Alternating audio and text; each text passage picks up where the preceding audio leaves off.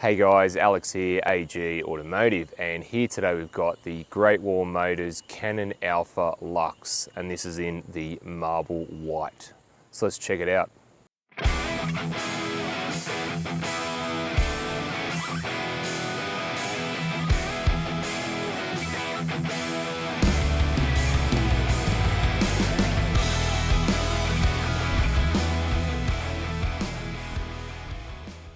So before we get into the video, just want to do a shout out to Brian Hilton GWM, who were nice enough to let me have a look at this today, and I'll leave their contact details down below.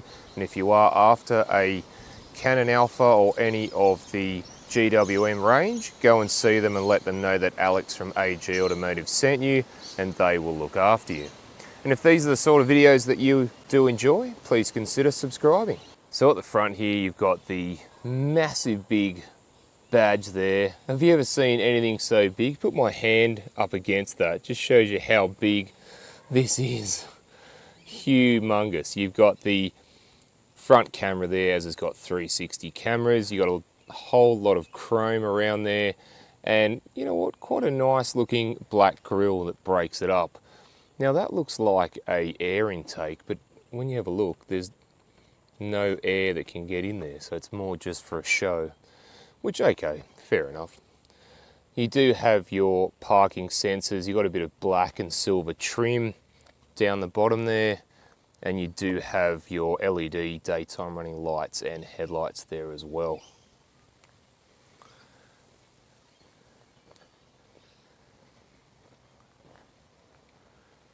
So what are your thoughts on the Canon Alpha? Have you got one yet? Have you got one on order? Let me know in the comments. So the wheels on the Canon Alpha are 18-inch wheels, and they are silver. And you know what? I love the little badge in the middle, the Gwm Motors badge. And you know what? I think they suit the car when you stand back quite nicely. You do also get a bit of travel there and the suspension as well.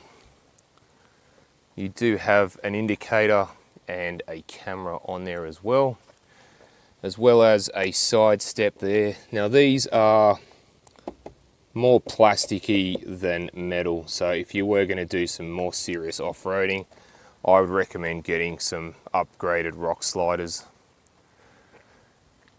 You also do get the roof rails as well, which is a nice touch. And coming around to the back, and again, a massive badge. You got your reverse camera there, and inside there's a button, if you can see, that's to open the tailgate there as well. You got GWM written there. You've got 4x4 2.4T, and then you've got these nice looking LED tail lights there as well, with a bit of plastic trim, I guess, to protect them from a bit of off-roading. You do have the step down below, and you also have your parking sensors there too to aid in parking. All right, let's go and have a look inside. So inside the Canon Alpha, and first impressions, you know what? It's actually quite nice in here. Now this being the Lux, so the base model, it still looks quite premium. I'm pretty impressed with that. Actually, very, very nice in here. Things like the wood grain or fake wood grain, but at least it looks quite nice. You've got piano black, you've got silver trim, leather or pleather everywhere, and again, like piano black and silver trim on the doors, just really nice. Even the stitching up here, really, really nice indeed. So it's quite soft up the top there. You do have your speakers there, and on the higher end models you do actually get head-up display, but you don't on this. But it's still got the piece there, but there's actually nothing that works. You get the driver monitor system just up there.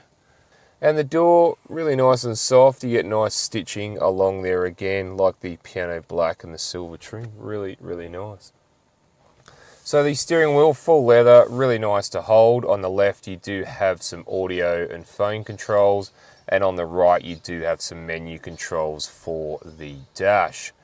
Now I like it how you've got the Great Wall Motors, like the badge on the front and the back. You've got it embossed in the middle of the steering wheel. I think that's pretty cool. Behind there you do get paddle shifters for a more spirited drive. As you know, I'm more performance orientated.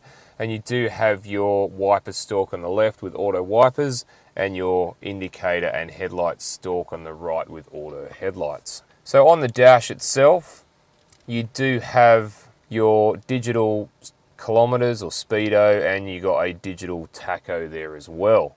In the middle you've got your little car, and it's got your safety features, a little bit like the Teslas. A lot of the Chinese cars are doing that, where if there's vehicles around you, it will actually tell you on the dash. That's pretty cool. So you can look at things like your trip computers there. You've also got your instant fuel use, your how many kilometers you've done, and your tire pressure monitor. You've also got your what you're listening to, radio station or what media, if your phone's connected, and you've also got a different display for the driver. Now we've currently got the classic mode, or we go into guide mode, which guides you, which means you get the mapping up there. So coming over to the infotainment system, now I don't mind this one, and they're getting better and better as the years go on. Now we're just in the home screen now. We've got things like your time, whether you've got tracks playing from a media player, your navigation, if your phone's connected, and your radio there as well. And you've got a few shortcut buttons down the right there too. So we'll go into the menu there.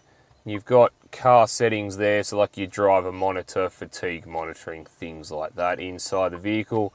Outside the vehicle, like your door locks, your windows, your DPF regeneration. You do have some settings there for Bluetooth. You've also got Wi-Fi, sound display, the system, things like that. You do get your navigation, so it's got its own, so you don't need to go into your phone if you don't wish. And you know what? It's quite smooth. I'm pretty impressed with that actually. Like I said, they're getting better and better. You do get Apple CarPlay and Android Auto, but they are wired. You also get radio, so you get digital radio, FM and AM radio as well. You do get music from a USB, video from a USB, phone, Bluetooth from your phone. You get messages, or you have different users depending on the setup of the display. You've also got a few things there, Bluetooth, hotspot, Wi-Fi. You can turn those things on, the media volume, things like that. Now you also get your climate control there, so you can either use it on the screen or further down there. We'll have a look at that in a minute. So further below, like I said, there's buttons for the air conditioning and hazard lights there. Further below that, you do have some piano black trim there, and you can open that up, and there's a bit of storage for your phone. It's not a wireless charger. There is a little hole down here on the right that actually goes down underneath the console, and there is 2 USBs and a 12-volt plug there as well, which is really handy to hide the cables. Further back, you do have your gear selector there, so park is a button, then you got reverse, neutral, drive and manual modes, and it looks like something out of the Star Trek Enterprise. And to the right of that, you do have your camera button and your auto start stop. Now we'll just look at the camera there. It's actually really clear, so we're looking at the back on the left, and you got your 360 on the right there. Now you can change the left hand side, so you can actually view the vehicle and you can scroll around the car, and you know what, it's clear all the way around, which is really good. You can have things like your clear chassis on the right hand side there, and you've got different views, so you can actually view the front wheels or you can view the rear wheels there, which is pretty cool.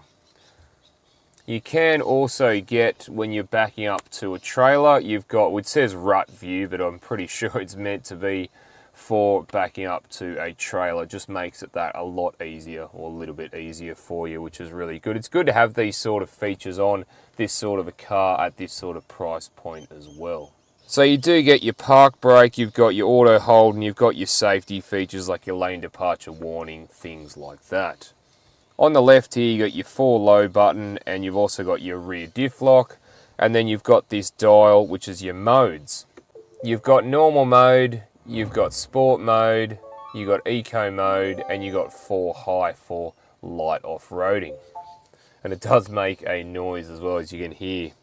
And further back, the armrest is really nice actually. It's really large, so you can share it with the passenger. Open that up and you have a tray that goes back and forward. You've got some cup holders up front there, and then further back you do have a massive amount of space, and it doubles as a cool box as well, so it sends cool air in there, which is pretty awesome. Now the seats, really nice and comfortable, and they got the perforated leather holes there, so you don't get as sweaty, which is really, really good, especially on long trips. And the glove box, you know what, huge, and you'll get heaps of space, heaps of stuff in there. You get your books and you get iPads and other things as well, which is really good. All right, let's go and have a look in the back. So before we get into the back, I just wanted to show you this. Now, I didn't know what it is at first, but if you roll this up, it's actually a bit of storage.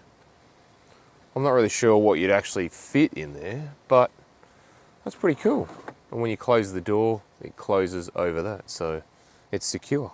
So in the back of the Canon Alpha, now first impressions is, you know what, it's actually nice and spacious in the back here. Now I'm 6'1", 185 centimeters. I've got heaps of room. I could wear a hat, grow an afro, whatever. Knee room's really good. Leg room and foot room is also really, really good as well. And this seat is set up in my driving position. So you do get 2 ISOFIX spots there and 2 behind me. We'll have a look at the armrest. Again, not as soft as the front. You do have some storage space there. You've got a little bit of storage for a phone. And we push this and 2 cup holders reveal themselves. That's pretty cool.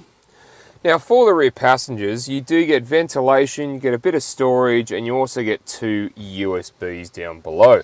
You also get 2 map pockets, which is really nice. So you do get the option to move either of the outer seats as well. So just under here, it's manual. I can go forwards or I can go back. Now you do get a grab handle here and a grab handle here, but I would prefer a driver's side grab handle when getting in. Alright, let's go and have a look in the tray. So in the tray of the Canon Alpha, just push this button here in the center and that unlocks it, and then you can open it. Now I can let this go and it comes down nice and slow thanks to the strut on the left there as well, which is really good. So in the tray here you get the bed liner or tray liner, whatever you want to call, and the measurements are as follows. So you have 1500 millimeters in length, you've got 1520 millimeters width, there's 1110 millimeters between the wheel arches, and you get 500 millimeters deep, which is pretty good. And you can carry 821 kilograms of weight in the back, so it's actually not too bad at all. So onto the bonnet of the Canon Alpha. So here we have a 2.4 litre, 4-cylinder, turbocharged diesel engine, and it produces 135 kilowatts of power and 480 newton meters of torque. And that's mated to a 9-speed automatic with part-time 4-wheel drive. Now, Great Wall Motors claims that the Canon Alpha, this one here, the Lux, will use 8.9 litres per 100 kilometres, which I think is pretty good. Alright, let's go for a drive. So driving the Canon Alpha, and first impressions is it's very comfortable in the seat driving, and the driver's seat is set up quite well with the vision and also to touch everything and reach everything, which is really good. So vision out the front is really good, straight ahead. The passenger side isn't too bad, but the mirror is lower than, it's not as high as other ones. Now rear vision is pretty good width-wise, but not the best deep depth, but you can sort of see a little bit of what's in the tray. but you do have your 360 cameras and parking sensors to aid in that. Vision out the sides is actually really good, both sides, and the mirrors are huge and you get a really good field of vision out of them as well. So we're just going to see how the Canon Alpha goes on the road on a bumpier surface. And I'll be honest, it soaks up a bit of the bumps, but you do feel quite a lot of them. So just be aware of that when you do look at them. It is quite a harsher ride, but I guess it's meant to be because it's designed to go on and off road. Steering's quite light actually, which is really good. And here comes another corner, and it feels like you can sort of go into it a little bit quicker, which is good. Now diesels are known to be noisy, but I find that this one is sort of a bit more noisy than normal. So just keep that in mind when getting or looking at one of these. But obviously things like turning up the radio will fix a lot of those sort of problems there, which is good. So what's the acceleration like from the Canon Alpha? Well, let's see how we go.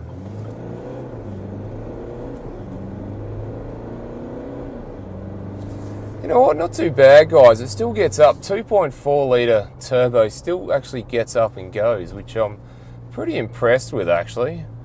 I will say this though, the 9-speed automatic that GWM has in their vehicle on this one, it seems to be a bit rev happy, so just be aware of that when you are driving it. Other vehicles I've driven in this category, like utes and stuff, don't rev as high, and I find that this one does rev a little bit quick and a little bit high, but you know, they'll work on that. It's something that I think they will work on eventually. And this just gives you an idea. There's the lines on a normal car park spot, and I may be able to go a little bit further back, but not much, as you can see. So just gives you an idea of how big and long this car is. Alright guys, thanks for watching, and don't forget to like and subscribe, and I'll look forward to seeing you on the next one. Alright, thanks guys.